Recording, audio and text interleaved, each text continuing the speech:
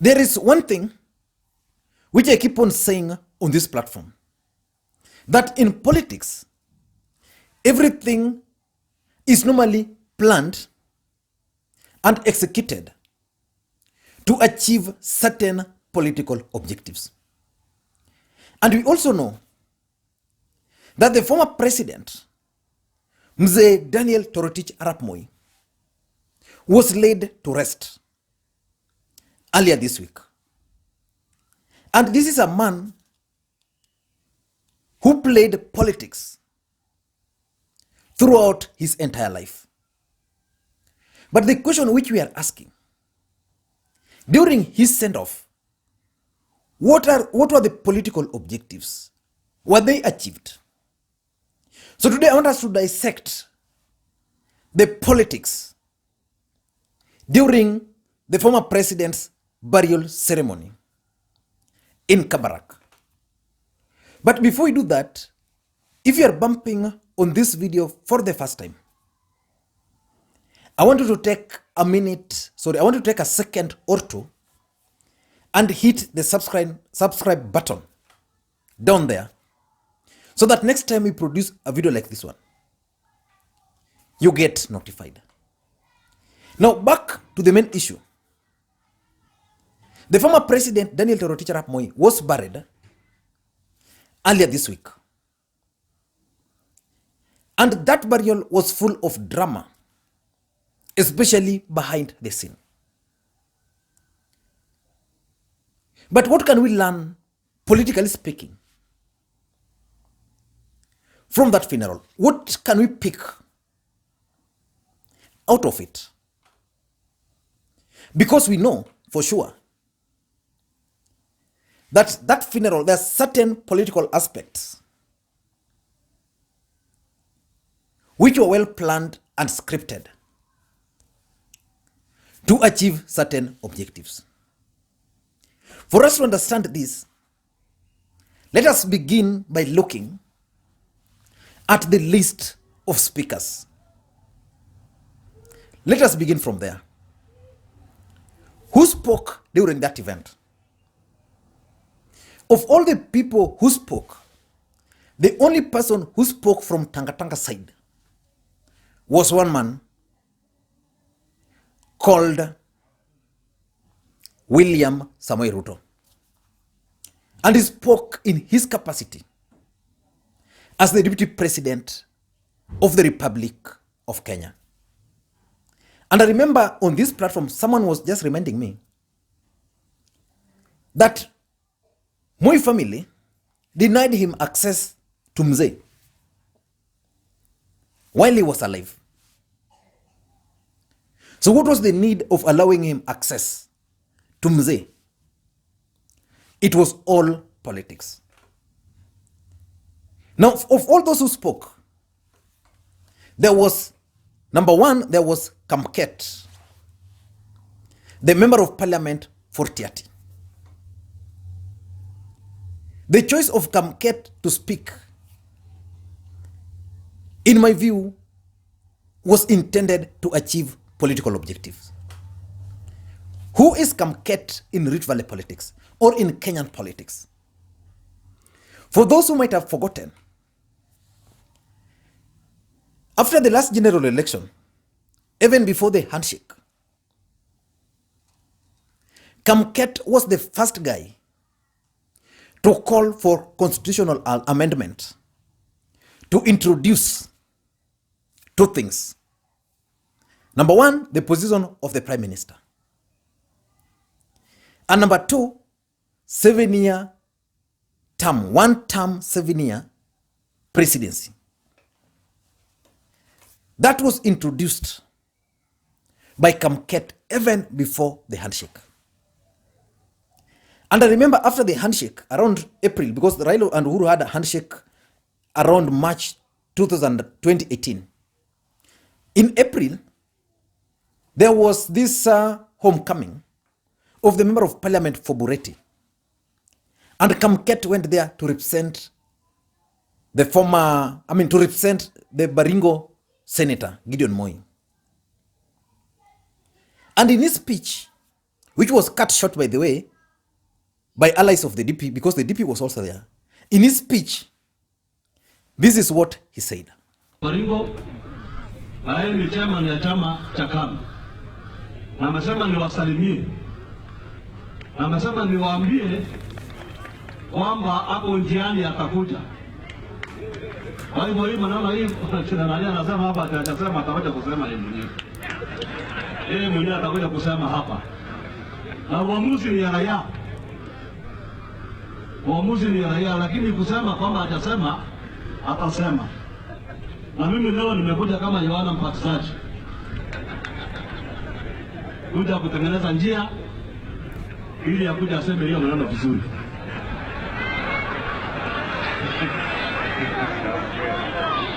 Basi. Jambo la mwisho. Your Excellency Deputy President, ningependa kuomba ndugu yangu. Mimi nimeleta mswada bunge. Nimeleta mswada bunge ya kubadilisha katiba. Na hiyo mswada So that's Kamket. So in my thinking, Kamket was allowed to speak there because he's the one who normally speaks the mind of the dynasties or the mind of the system. So that's why Kamket was allowed to speak. The second person who was speaking throughout, basically because he was the master of ceremony, was Nick Salat. Nick Salat is the Secretary General of KANU and one of the key allies of Gideon Moi. So whenever you see Nick Salat anywhere, just know that's where Gideon Moi is politically speaking. And something happened during Jonathan Moi's burial. Immediately after that Jonathan Moi's burial, where I think he was also the master of ceremony,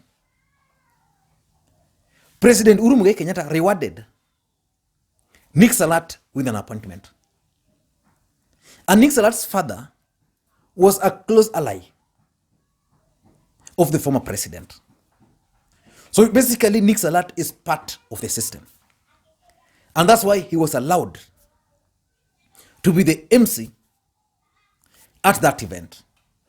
I don't know whether you think I'm reading too much, but that is the reality. Number 3, what the NASA principles? All the 3 NASA principles were allowed to speak. From Moses Wetangula, Musalia Mudavadi, to Kalonzo Musyoka. And if you listen to their speeches, there's something they were saying.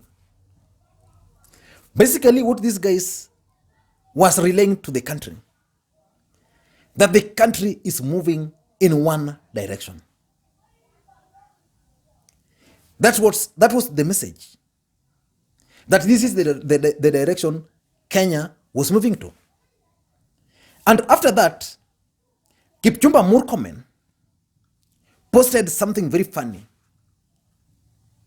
on his Twitter. I hope you are reading it. So there's something, but he doesn't know how they were going to control it. Now, those are the NASA principles. So there's something. And then there was Raila Odinga, who spoke. Raila Odinga spoke, then William Ruto. And in his speech, Raila Odinga was tasked with relaying direct message to Kenyans about the dynasties versus the hustlers.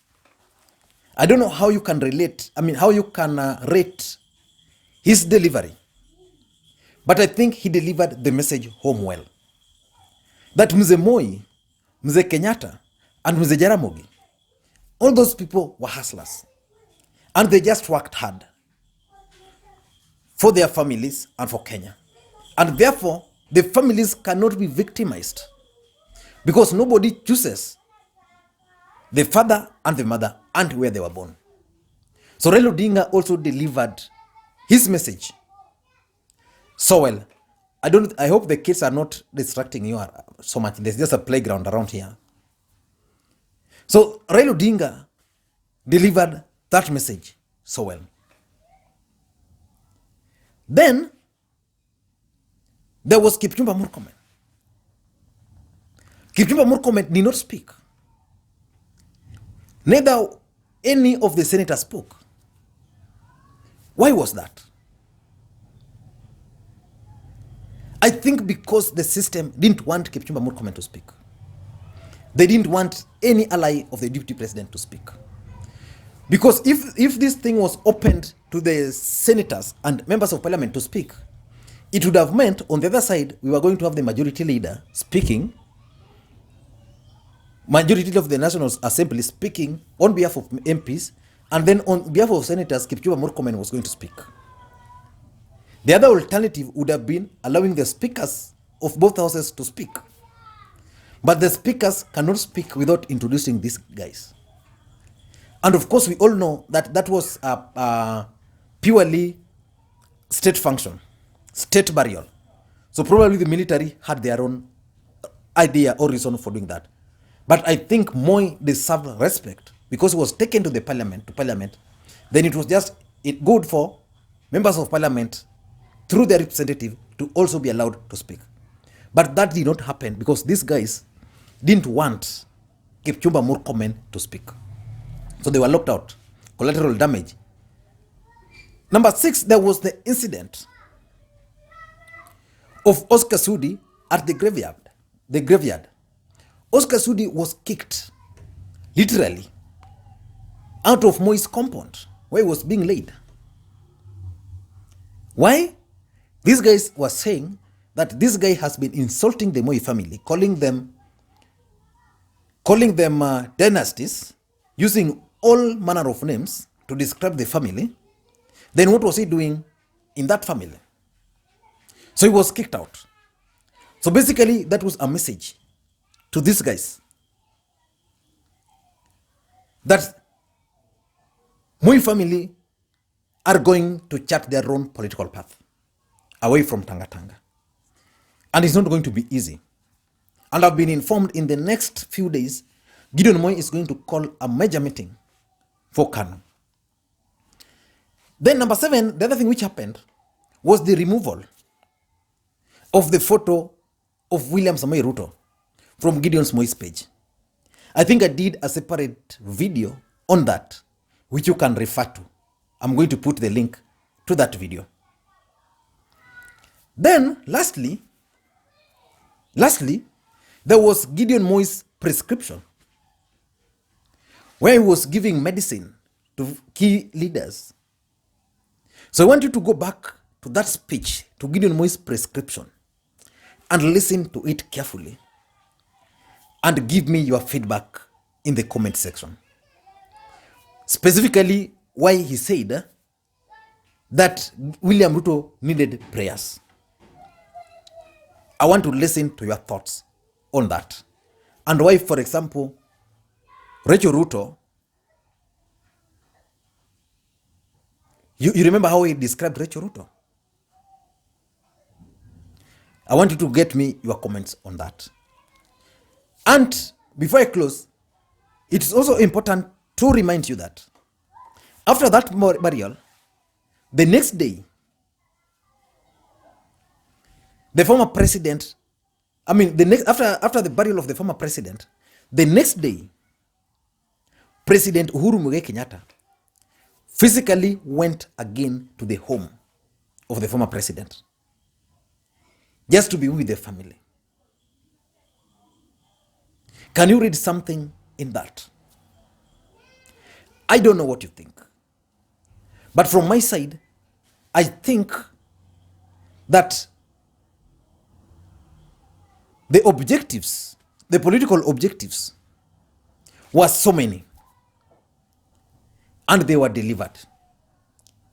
And if you are in doubt, watch Gideon Moi after he received the baton from the father, the late father. Just watch him very keenly, especially the brand of politics he's going to play. I'm not sure he'll be made the president, but I'm sure in the arrangement which is being planned, Gideon Moi is going to be part and parcel of that grand scheme. Thank you, guys. And once again, if you are bumping on this video for the first time, just take a second or two and hit the subscribe button so that next time you produce a video like this, YouTube will easily just notify you. And to the subscribers, I want to continue thanking you guys for your support. And just like I keep on saying, the only request I make on this platform is one. Kindly help me create interactions. We do that by giving the video thumbs up or thumbs down. But the best one is just to drop your comments. Thank you guys, and may you have a good day. Bye-bye.